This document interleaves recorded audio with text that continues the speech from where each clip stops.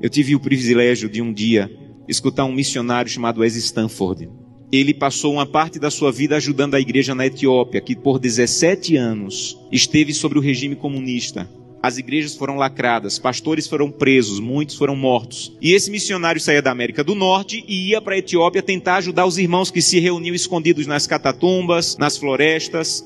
E um dia ele foi na cidade de Sodo, uma cidade no sul da Etiópia, e conheceu um pastor chamado Tadessa Asai. Um homem de Deus que tinha uma especialidade. A especialidade do pastor Tadessa era pregar nos funerais. Onde tinha um funeral, o pastor ia. Então, quando a polícia sabia onde tinha funeral, ia lá porque o pastor estava pregando, pegava o pastor, prendia o pastor, espancava o pastor, soltava o pastor e ele voltava a pregar. E um dia a polícia ficou com tanta raiva que disse assim: nós não vamos mais soltar o pastor Tadessa, ele vai ficar preso agora. E ele pensou: já que eu vou ficar preso, vou pregar na prisão. E levou 22 a Jesus Cristo dentro da prisão. E a polícia disse: não vamos mais soltar o pastor Tadessa, nem vamos mais deixar ele preso, nós vamos matar o pastor Tadessa eletrocutado, para servir de testemunho para que ninguém mais queira seguir Jesus.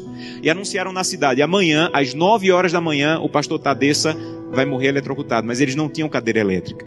E eles chamaram as pessoas para o centro da cidade, para a praça da cidade, pegaram os fios desencapados, amarraram o pastor Tadessa, uma multidão veio assistir, deram 1 minuto para o pastor Tadessa orar, começaram um discurso contra o cristianismo, puxaram a chave para a corrente elétrica passar e matar o pastor.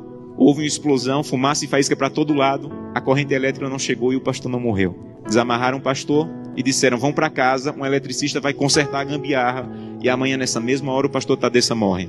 E o pastor Tadessa pensou: já que eu vou morrer amanhã, vou passar a noite em oração. E voltou para a cadeia e passou a noite em oração. No outro dia, a mesma coisa.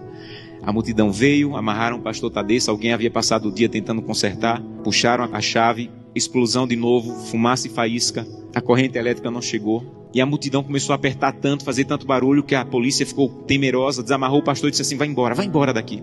E esse missionário estava lá e disse que acompanhou o pastor Tadessa e disse assim: pastor Tadessa, o que é que o senhor vai fazer? Um homem que passou 2 vezes pela morte, o que é que o senhor vai fazer? E ele disse assim: tem um funeral e eu soube que tem um funeral, eu vou lá pregar. E ele disse assim: pastor Tadessa, eu represento milhares de cristãos na América e nós estamos orando muito por vocês. E disse que o pastor Tadessa se virou, ficou com o rosto sério e disse assim: vocês na América estão orando por nós, aqui na Etiópia? Então volte para a América e diga que nós é que estamos orando por vocês. E ele falou: mas por que vocês estão orando por nós se vocês é que estão sendo perseguidos, pastor? E ele falou: irmão, ninguém na Etiópia acorda sem pensar, nenhum cristão na Etiópia acorda sem pensar: hoje pode ser meu último dia de vida. Pode ser que hoje seja descoberto e seja preso e morto. Então, como nós não sabemos se esse é o último dia de vida, todo cristão na Etiópia passa o dia em oração. Não importa o que nós façamos durante o dia, passamos o dia em oração. Mas eu soube que as coisas vão muito bem na América e que tem cristão na América que consegue passar o dia inteiro sem orar. É verdade que tem cristão na América que consegue passar o dia inteiro sem orar? E ele disse assim: é verdade.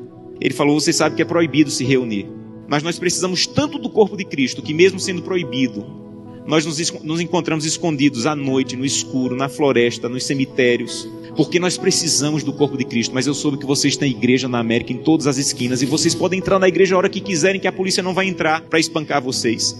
Mas eu soube que na América, no dia de culto, tem cristãos que ao invés de ir para a igreja, ficam em casa assistindo. É verdade que no dia de culto vocês podem ir a hora que quiserem, e vocês não vão, vocês ficam assistindo. É verdade que isso acontece na América, irmão? Ele disse assim: é verdade. E ele disse assim: missionário, a minha congregação tinha apenas uma Bíblia, e eu fiquei com medo de ser preso e minha Bíblia ser queimada. Então reuni minha congregação e com lágrimas nos olhos eu disse: irmão, eu não tenho como guardar a Bíblia, é o que nós temos de mais precioso. Se eu for preso, ela vai ser destruída. Então eu comecei a rasgar as páginas da Bíblia e comecei a dividir para cada pessoa. Era mais fácil guardar porções da Bíblia do que uma Bíblia inteira com uma pessoa só. E quando eu estou à noite pregando, no escuro, no meio do meu sermão, eu digo: eu preciso de Isaías 53. E alguém lá do escuro começa a recitar do fundo do coração aquela página que ele levou rasgada para casa e decorou. Mas eu soube que na América vocês podem ter 8, 10 Bíblias em casa. E eu soube que tem cristãos na América que, apesar de terem 8, 10 Bíblias em casa, passam uma semana sem ler a Bíblia. É verdade? E ele disse assim: é verdade, nós é que precisamos de oração. Meus irmãos, urgentemente precisamos de oração. Porque cantamos: breve Jesus voltará. Levantamos a mão no apelo dizendo assim: eu quero voltar para o céu para ser dono de tudo. Mas ainda não estamos indo a Jesus de maneira séria para que Ele arranque o egoísmo do nosso coração e que nós possamos entrar na porta do céu e nós não vejamos a rua de ouro nem a parede de pedra preciosa, mas nós possamos olhar para o rosto maravilhoso de Jesus, aquilo que nós aprendemos a olhar nessa terra. Eu tenho um sonho O sonho da minha vida, entrar na porta do céu, segurando a mão de Gleice, minha esposa, e Glenda e Samuel, os meus filhos. Eu quero chegar em frente a Jesus. Eu quero dizer: Jesus, cheguei com minha família. Essa aqui é Glenda, Samuel e Gleice. E eu espero que Jesus diga mais ou menos assim: Josanã, eu já conheci a sua família, porque todo dia você ia à presença. A minha presença me apresentava, só faltava conhecer pessoalmente, mas eu já conheço a tua família. Sejam bem-vindos agora. Um prazer conhecê-los pessoalmente. Eu não quero ser pastor dessa igreja. Eu quero ir para o céu. E isso é mais profundo. Eu não quero abrir o inário e dizer assim: breve Jesus voltará. Eu quero estar lá. Isso é mais profundo.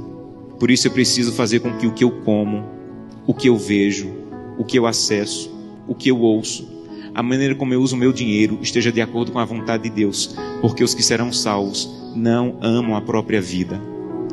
Que Deus te abençoe de maneira profunda, para que o primeiro fruto da fidelidade, a transformação do teu caráter, esteja de maneira real acontecendo em tua vida.